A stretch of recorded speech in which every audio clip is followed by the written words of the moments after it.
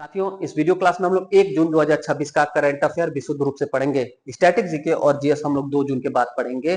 जल्दी जल्दी से हम सब साथियों कवर कर रहे हैं। 5 दिन का करंट अफेयर उसी क्रम में है।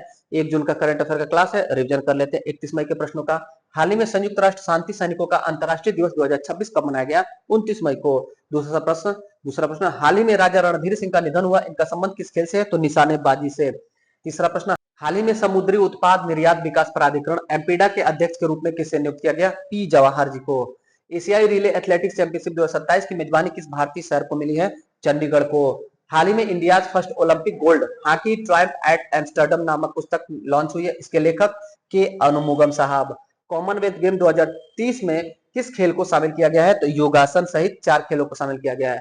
हाल ही में संयुक्त राष्ट्र द्वारा मरणोपरांत डैग हैमरस्कोल्ड पदक किन भारतीय शांति सैनिकों को प्रदान किया गया? उत्तर हो जाएगा सी, लांस हवलदार हरभजन सिंह और नायब सूबेदार सुजीत कुमार प्रधान जी को। आठवां प्रश्न साथियों देखिएगा, हाल ही में सेनेगल के नए प्रधानमंत्री के रूप में किसे नियुक्त किया गया? उत्तर अहमदो अल अमीनो लो को।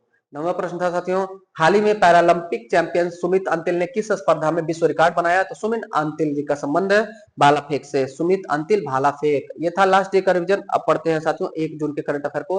आदर्श शहर समृद्धि योजना हाल ही में किसने शुरू किया है? आदर्श शहर समृद्धि योजना को शुरू किया छत्तीसगढ़ राज्य ने आदर्श शहर समृद्धि योजना शुरू किया है। यहाँ छोटे और मध्यम शहर के डेवलपमेंट के लिए इसको शुरू किया गया। मुख्यमंत्री छत्तीसगढ़ मुख्यमंत्री आदर्श शहर समृद्धि योजना पूरा नाम है इस योजना का। इसका उद्देश्य छोटे शहरों और कस्बों को भी बड़े शहरों जैसी अच्छी सुविधाएं देना, ताकि वहां रहने वाले लोगों का बेहतर जीवन हो सके और पलायन रुक सके, लोग बड़े शहरों की तरफ न भागे ज्यादा। दूसरा प्रश्न, कुशमैन एंड वेकफील्ड के अनुसार एशिया पैसिफिक में डेटा सेंटर के मार्केट में भारत का कौन सा स्थान है? तो उत्तर हो जाएगा दूसरा। हमारा भारत साथियों डेटा सेंटर के मामले में एशिया पैसिफिक क्षेत्र में सेकंड पायदान पर, कुशमैन एंड वेकफील्ड की रिपोर्ट के अनुसार। अब भारत हमारा अब एशिया प्रशांत क्षेत्र का दूसरा सबसे बड़ा डेटा सेंटर बाजार बन गया है। इसका मतलब है कि भारत में इंटरनेट, क्लाउड और एआई से जुड़े डेटा को स्टोर और प्रोसेस करने के लिए बहुत तेजी से बड़े बड़े सेंटर बन रहे हैं। तीसरा प्रश्न, हाल ही में संयुक्त राष्ट्र ने किसे संघर्ष संबंधी यौन हिंसा निगरानी सूची में शामिल किया है? बहुत महत्वपूर्ण प्रश्न साथियों। रूस और इजराइल दोनों देशों को संयुक्त राष्ट्र संघ ने संघर्ष संबंधी यौन हिंसा निगरानी सूची में शामिल कर दिया, ब्लैकलिस्ट कर दिया है रूस और इजराइल को। संयुक्त राष्ट्र ने पहली बार इजराइल और रूस की सेनाओं को ब्लैकलिस्ट सूची में शामिल किया गया है, जिन पर युद्ध या संघर्ष के दौरान यौन हिंसा का आरोप लगा है। अगला प्रश्न देखिएगा, भारतीय नौसेना के 48वें vice chief of the naval staff कौन बने हैं? उत्तर हो जाएगा डी, अजय कोचर साहब।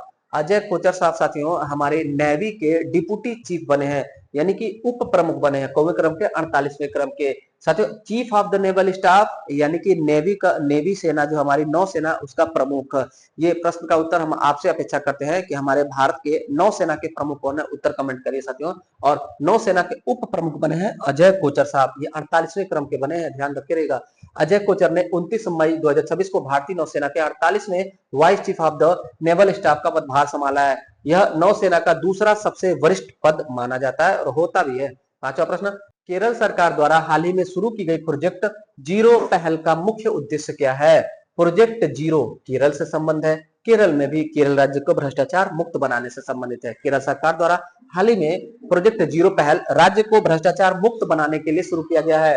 केरल सरकार ने सरकारी दफ्तरों में रिश्वतखोरी खत्म करने के लिए प्रोजेक्ट जीरो नाम की पहल शुरू की है। इसका मुख्य उद्देश्य है यह सुनिश्चित करना कि लोगों को सरकारी सेवाओं को पाने के लिए किसी को रिश्वत न देनी पड़े। अगला, हाल ही में किस राज्य की पुलिस ने ऑपरेशन सील्ड नेट नाम से एक विशेष अभियान शुरू किया है? ऑपरेशन सील्ड नेट किस राज्य से संबंधित है? तो उत्तर हो जाएगा ए, तमिलनाडु। तमिलनाडु राज्य के एक पुलिस ऑपरेशन साथियों ऑपरेशन सील्ड नेट पूछा जा सकता है क्या है? तमिलनाडु पुलिस ने ऑपरेशन सील्ड नेट नाम से एक विशेष अभियान शुरू किया। इसका उद्देश्य अपराधियों, नशा तस्करों और यातायात नियम को तोड़ने वाले पर सख्त कार्रवाई करना और लॉ एंड ऑर्डर को मजबूत बनाना। इसका उद्देश्य क्या है? अपराधियों को पकड़ना, नशा तस्करों को पकड़ना, यातायात नियम को तोड़ने वालों पर सख्त कार्रवाई करना और लॉ एंड ऑर्डर को मेंटेन करना। तमिलनाडु में ऑपरेशन सील्ड नेट शुरू किया गया है। अगला सातवां, हाल ही में हिंदी पत्रकारिता दिवस 2026 कब मनाया गया? तो साथियों 30 मई को हर साल हिंदी पत्रकारिता दिवस मनाया जाता है। 30 मई हिंदी पत्रकारिता दिवस, इतिहास है इसके पीछे। हर साल 30 मई को हिंदी पत्रकारिता दिवस मनाया जाता है। इसी दिन 30 मई 1826 ईस्वी को हमारे भारत का पहला हिंदी समाचार पत्र प्रकाशित हुआ था, नाम उदंड मार्तंड। उदंड मार्तंड हमारा भारत का पहला हिंदी समाचार पत्र 30 मई 1826 साथियों, 1826। इसे पंडित जुगल किशोर शुक्ला जी ने कोलकाता से शुरू किया था, ध्यान रखिएगा।